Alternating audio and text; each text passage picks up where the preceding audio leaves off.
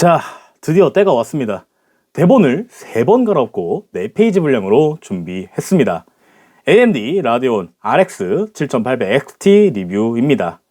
한 달 정도 사용했고요. 그 사이에 드라이버 업데이트도 한번 진행이 돼가지고 이제 리뷰할 만한 타이밍인 것 같다 라고 생각이 들어가지고 준비를 해보았습니다. 이번 영상은 RX 7800XT 성능이 이렇다 라기보다는 제가 RX 6700XT를 썼을 때보다 어떤 게 나아졌는지, 그리고 출시 초기 때와 비교해서 많이 안정적인지, 작업 성능은 어떤지, 이런 내용을 중점으로 준비해 봤습니다. 일단 그래픽을 이야기하기 전에 제가 라데온 RX 6700XT 영상을 보면은 안 그래 보이지만은 제가 AMD 제품을 상당히 좋아하는 편입니다. 자, 이렇게 요런 AMD 메모리도 아직도 가지고 있고요. 그리고 제 영상을 예전부터 계신 분이 안 계시겠지만 예전에 영상을 보시면은 AMD 에슬론을 페넘으로 바꾸는 마법을 써가지고 제가 직접 실사용을 하기도 했고, 지금은 이제 팔아가지고 없긴 하지만 그 망자기로 불리던 FX 4100, FX 8300 써가지고 직접 쓰기도 하고요. 지금 쓰고 있는 메인 PC 그리고 서버 컴퓨터까지 모두 라이젠을 사용할 정도로 CPU는 거의 AMD 제품만을 사용해 왔어요. 여기에 제가 정말 옛날에 썼던 AM2 기반 요 페넘인데 안 닦아가지고 무슨 페넘인지 모르겠어요. 아무튼 요 페넘 보드 하나랑 여기 이제 FX 4100하고 이제 8300 쓸 때 썼던 AM3 플러스 보드인데 지금은 테스트용 샘퍼론 CPU 하나만 장착이 되어 있습니다. 그래서 이렇게 보관을 하나 아직도 하고 있어요. 혹시나 이전 영상들 보시고 제가 AMD 제품을 정말 싫어한다 라고 생각을 하실까봐 혹시나 해가지고 말씀을 드려봤고요. 그렇지만은 그래픽만큼은 제가 많이 사용하지 못했는데 어렸을 때 친구나 지인들이 남은 그래픽카드를 받아가지고 제가 직접 썼는데 대부분은 엔비디아 그래픽카드였던 경우가 상당히 많았고, 그리고 제가 그래픽카드를 구매할 수 있는 시기에는 그 악명 높은 RX 5000 시리즈가 나왔던 시기여가지고 제게 있어서는 엔비디아 말고는 선택지가 따로 없었던 시기이기도 합니다. 그렇다 보니까 제가 지인에게 얻었던 HD 7850하고 RX 580 이후로는 제가 계속 쭉 엔비디아 그래픽카드만을 사용해 왔고요. 그때 오랜만에 RX 6700XT가 가격대가 괜찮아서 구매를 했었던 건데 상당히 안 좋았던 기억으로 남았죠. 자, 빌드업이 길었습니다. 과연 한번 실망했던 라데온 그래픽카드 이번엔 어떨까요? 같이 한번 알아보도록 합시다. 일단 사용한 PC의 사양은 라이젠 5600X에 B550 어로스 엘리트에 DDR4 3200 클럭으로 64GB로 세팅이 되어 있고요.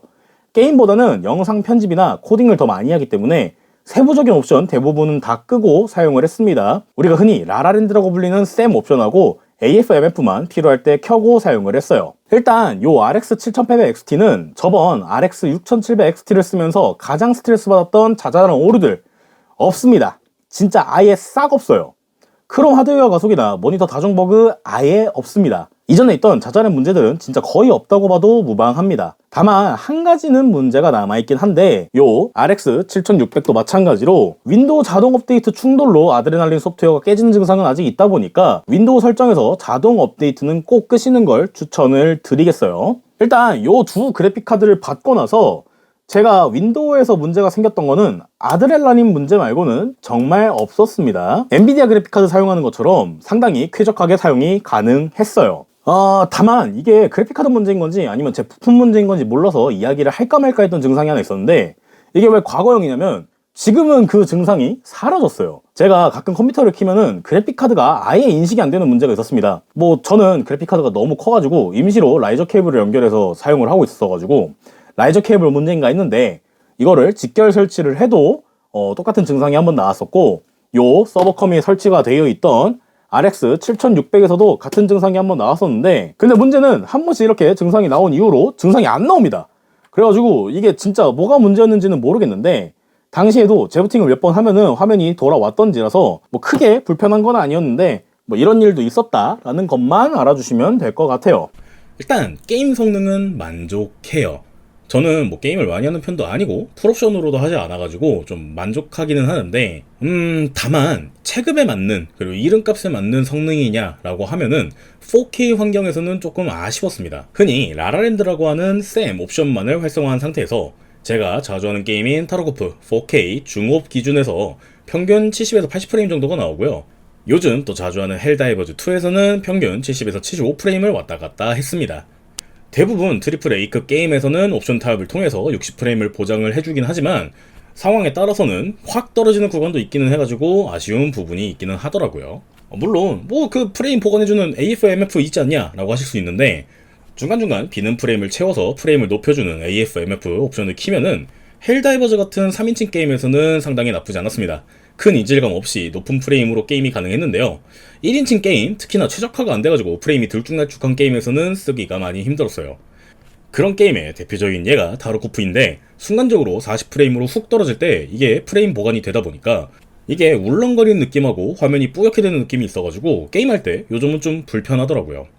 절대적인 게임 성능이 나쁘지 않고 특히나 FHD 환경에서는 아주 좋은 성능을 보여주기는 하는데, 물론 레이트레이싱 성능은 빼고요. 아직 많이 부족합니다. 아무튼 4K 환경 한정으로는 7800XT라는 이름에 대해서는 성능이 좀 아쉽지 않나, 이것보다는 조금 더 잘할 수 있지 않았을까? 라는 생각이 계속해서 들더라고요. AF/MF 기능도 있기는 하지만 모든 상황에서 도움이 되는 만능 툴은 아니기 때문에 이런 성능치가 조금 아쉽게 다가오네요.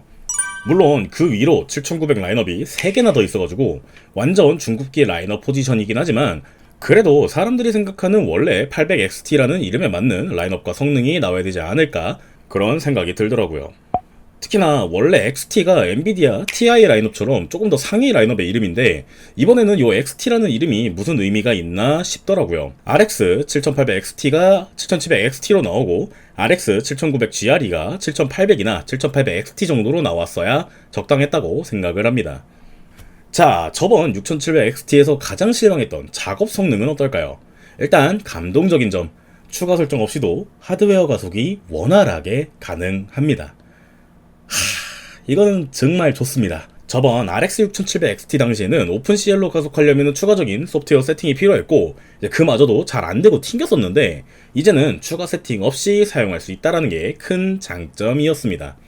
그리고 렌더링을 할 때 CPU 렌더링보다는 빠르게 렌더링이 가능합니다. 저도 요즘은 좀 많이 놀랐어요. 같은 영상 파일을 렌더링할 때 CPU만으로 렌더링할 때는 12분 22초 정도, 그리고 RX 7800XT 하드웨어 가속으로 렌더링을 했을 때는 총 5분 4초로 절반 정도 줄어드는 결과값을 볼 수 있고요. 실제로 열심히 일을 하기도 해요. 이게 전에는 아예 안 되거나 렌더링이 되더라도 그래픽카드는 일을 안 하고 CPU만 렌더링하는 경우가 많았는데, 이게 드디어 유의미하게 잘 작동해서 정말 다행입니다, 진짜로. 다만 엔비디아 그래픽카드를 사용하는 쿠다 가속이나 인텔 내장 그래픽을 같이 돌리는 퀵싱크 같은 거와 같거나 좀 더 좋냐라고 하면은 아직은 많이 부족하기는 합니다. 렌더링을 같이 하긴 하지만 CPU를 조금 더 많이 쓰다 보니까 아직은 경쟁사 그래픽카드 대비 빠르다고는 할 수 없기는 해요. 전문 장비나 카메라로 찍은 용량 큰 파일의 영상을 많이 다루거나 아니면 효과를 좀 많이 쓰신다면은 아직까지는 인텔과 엔비디아 조합이 조금 더 좋겠다라는 생각이 들더라고요. 그래서 좀 아쉬운 게, 요즘 AMD CPU도 기본으로 내장 그래픽이 들어가 있는데 인텔 퀵싱크처럼 편집할 때 그래픽카드랑 내장 그래픽 둘 다 하드웨어 가속 인코딩을 지원하는 그런 기능이 생기면 상당히 좋을 것 같아요. 요즘 저처럼 핸드폰으로 촬영하시는 분들이 생각보다 많은데, 핸드폰으로 촬영한 영상들이나 게임 영상들 같이 가벼운 영상들을 편집한다면 나쁘지 않게 사용하실 수 있을 것 같아요. 제가 6000번 때까지는 친구나 지인들 컴퓨터 조립할 때 라데온을 안 사용했거든요. 버그 때문에 안 된다고 연락 오면은 그걸 감당할 자신이 없었단 말이죠. 근데 이제는 라데온으로 견적을 내도 나쁘지 않을 것 같아요.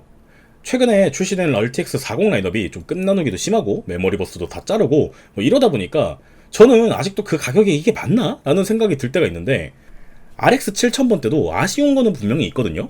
RX 6000번 때에 비해서 성능 향상이 기대보다 좀 낮은 것도 있고요.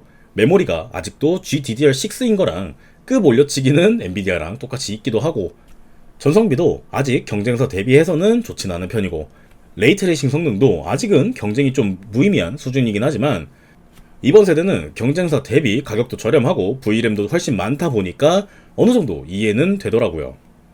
다만 RX 8000번대에서도 똑같이 이렇게 나온다면 문제가 되지 않을까 싶습니다. 특히나 급 올려치기는 정말 안 해주셨으면 좋겠어요. 이게 성능이 전반적으로 나쁘지 않고 성능이 괜찮은데 라인업 이름에 기대하는 성능이 있다 보니까 조금은 실망하는 일이 생기더라고요. 자, 그래가지고 이 라데온 7000번대 총평하자면은 이제야 진짜 조금 부족하지만은 아주 쓸만한 2인자 그래픽카드가 되었습니다. 드디어 출발선 맞춰가지고 제대로 뛰기 시작한 것 같아요.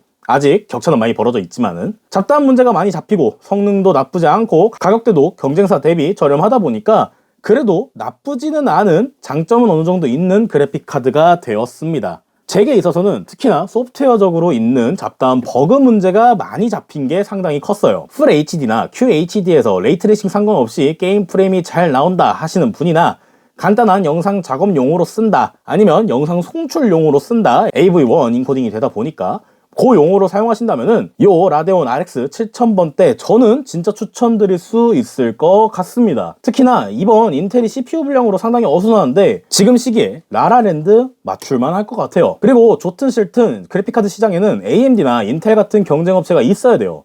지금 엔비디아 봐요. 거의 반독점이니까 이번에 40 라인업 이렇게 나왔잖아요. 지금 7000번대처럼 드라이버 오류 없이 이번에 부족했던 고성능 라인업도 좀 잘 챙기면서 가성비 좋게 8000번대가 계속 나왔으면 좋겠습니다. 이번 제품 쓰면서 이게 좀만 더 이렇게 오랫동안 유지를 하면은 이 AMD 그래픽 드라이버가 별로라는 이미지는 이제 좀 버릴 수 있지 않을까 하는 생각도 들더라고요. 그 정도로 이 7000번대 한정으로는 드라이버 안정성을 잘 잡았다 라고 생각을 해주시면 될 것 같아요. 저도 실제로 그렇게 느꼈고요. 일단 RX 7800 XT는 리뷰는 여기까지 하도록 하고요. 요 옆에 있던 서브컴에 꽂혀있는 쪼꼬미 RX 7600은 이번 영상이 너무 길어져가지고 다음에 좀 더 이야기할 거리가 있어서 다음 영상으로 준비해서 가져와 보도록 하겠습니다. 영상 끝내기 전에 제가 이번에 받은 사파이어 RX 7800 XT 요 그래픽카드 자체에 대해서 이야기를 조금 하자면 이게 상당히 커요. 요 세 줄을 잡아먹습니다.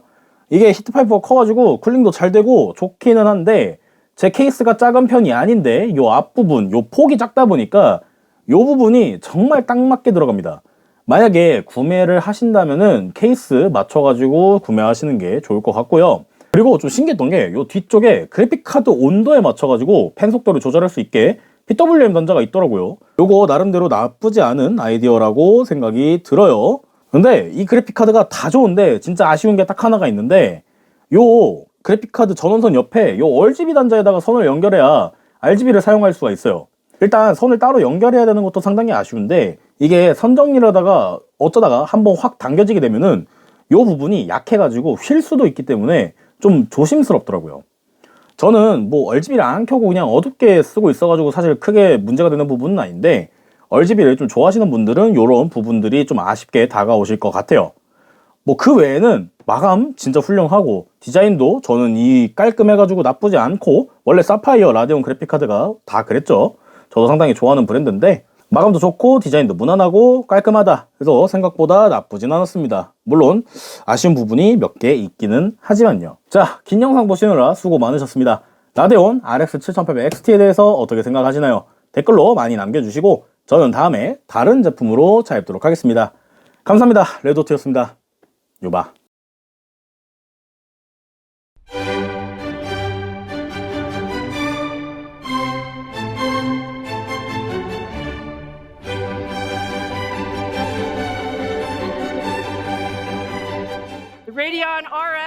The Radeon RX Hyper RX mode. 아니 얘들도 RX래잖아. 아니 난 억울해. 난 들은 대로 발음했단 말이야. 이게 틀딱 소리 들을 그겁니까? 아니 그리고 컴스클럽은 좀 너무 엇간입니까? 이거는 요게 상표예요 상표. 이건 내 발음 문제가 아니라고.